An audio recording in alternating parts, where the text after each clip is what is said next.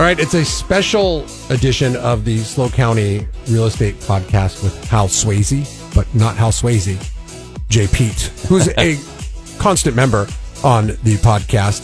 There's been some breaking news, and we wanted to go ahead and bring it to you because if you subscribe to this podcast, chances are this could affect you, especially if you're doing the 1031 exchange, and this is new rules regarding the 1031 exchange. Jay is the resident expert on Team Swayze when it comes to the 1031 exchange. So what's it mean?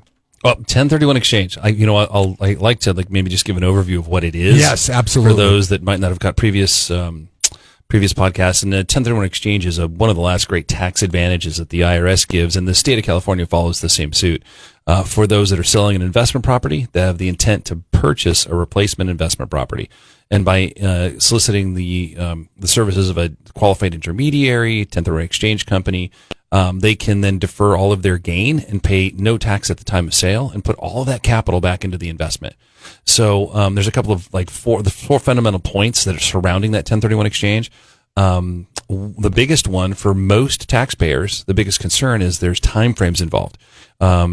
Previously, and going forward, you'll have 45 days to identify a property to purchase once you've closed escrow on your relinquished property. 45 days to identify, 180 days in total to close. And that's where people get a little freaked out. Well, every now and then, right, there's weather conditions and things where that change our environment. And if you're an affected party member to a presidentially declared disaster area, you can get an extension on those timelines. It's been very, very specific. The opportunity is very narrow for just a select few. And let's face it, who wants to be in an affected area, a presidentially declared disaster area? And then there's time frames that are associated with that too. You have to, they say, the last time this happened, November, you had to be an affected party member between November 24th and January 8th if you were involved in California. Is that because that was when the first big storm hit? First round of storms here. Yeah, exactly. And so what's happened, the most immediate update is that the IRS has said, listen, okay, we're just giving everybody that's an affected county, and there's only 4 or 5 counties in the state that are named, just pushing all of their date out to October 16th. Identification, closing. You could sell property today. What is today's date? Today is March 16th. You could close escrow today on your relinquished property and not even identify until October 17th. You also have to close October 17th. But for those looking to do an exchange or thinking about it, there's a window here that we have never seen before. This is a cheat code. It's amazing. Yeah. Like you had mentioned earlier, it's the Wild West out there. Sell now, buy, and take your time to find the suitable replacement property. And I think in previous episodes when we've talked about a 1031 exchange, you've mentioned, if you're going to go through this process, kind of start to identify before you close the sale of your house, or at least looking towards properties that, a plan A, a plan B, a plan C type of situation. But now you have a lot of time, so much time, and it's never happened before. So that's why we're breaking news today, because it's such an unique opportunity that everyone that is thinking about doing an exchange or has investment property and they want to maybe change it, that investment into a different investment. Now is probably this is the only window you're going to have to not feel the pressure and stress of that 45-day window.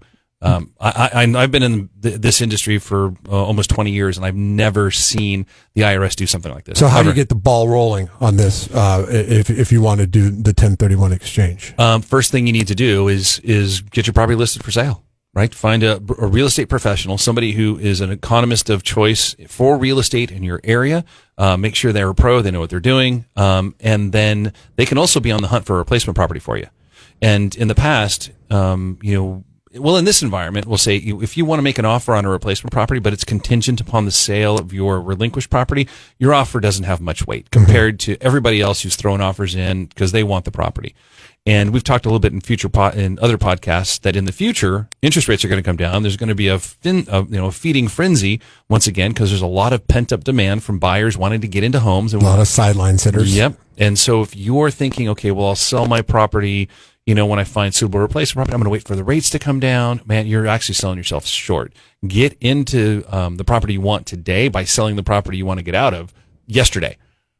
Just approach a realtor. Know that also once you enter escrow, you have to solicit the services of a qualified intermediary.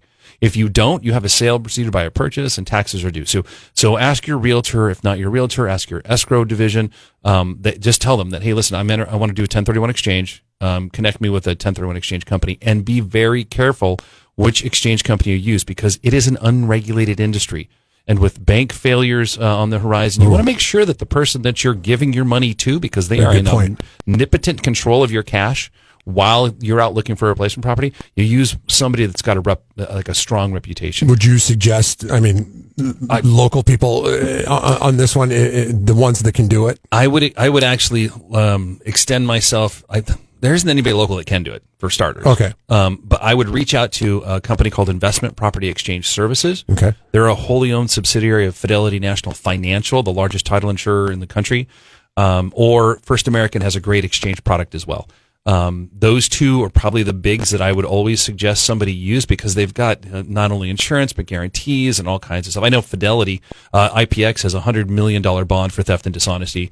So there's all kinds of resources there that you're not going to get from, and because it takes nothing but a $50,000 bond to become an accommodator.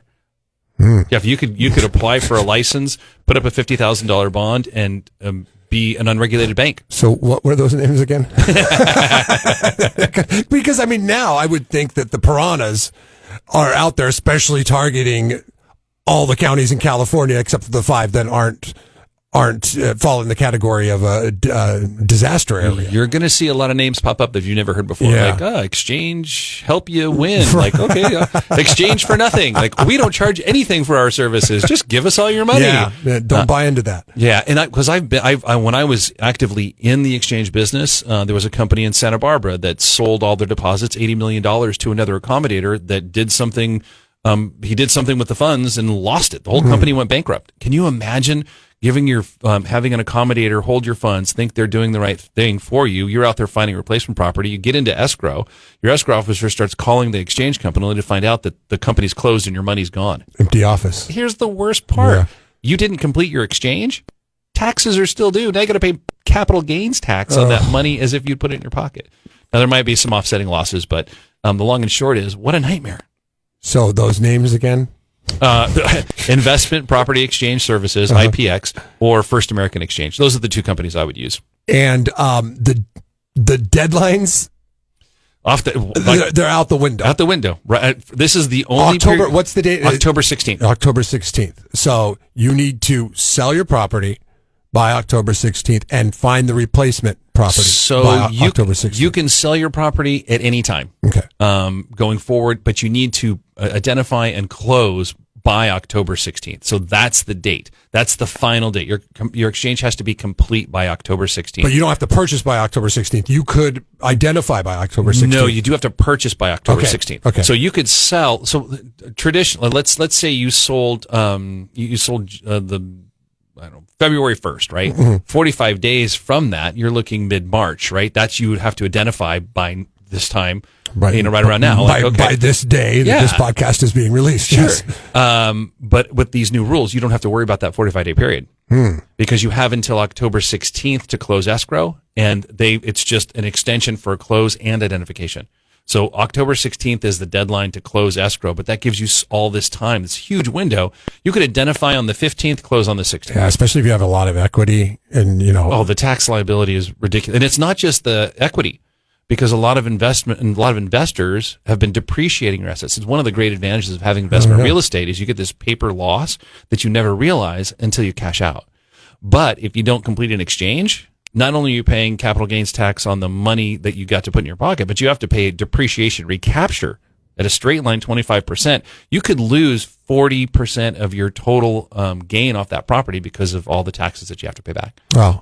Incredible information, Jay. Thank you so much. Now, if people want to ask you questions to clarify this a little bit more, because when you hear it in a 10-minute segment on a podcast, I'm sure there are people that will have questions. Sure. They're welcome to call me. I'll give you my cell number. It's 805 234-4008. I'm happy to help. And you can call Hal's office too, and they can connect you to Jay as well. That's 805-781-3750. Thanks for this information. Jay is, by the way, he's the CEO of Keller Williams here on the Central Coast. So I don't know if we mentioned that at the top of the podcast, but yeah, and also crucial member to the SLO County Real Estate Podcast with Hal Swayze. Thank you so much. Thank you, Jeff. Glad to be here. Thank you for listening to the Hal Swayze Podcast. Be sure to subscribe and rate this podcast. It comes out every Monday, so check for it in your feed for the latest information on the San Luis Obispo County market. The SLO County Real Estate with Hal Swayze Podcast is available wherever you get your podcast and on halswayze.com, where you can find current listings and other real estate tips. halswayze.com, that's HALSWEASEY.com. I am James Bueno, Director of Marketing for the Hal Swayze Group. If you're looking for anything real estate, give us a call, 805-781-3750. Hal Swayze is a licensed California real estate broker. DRE number 01111-911. The SLO County Real Estate with Hal Swayze Podcast is a production of AGM Podcasts. Subscribe wherever you get your podcasts.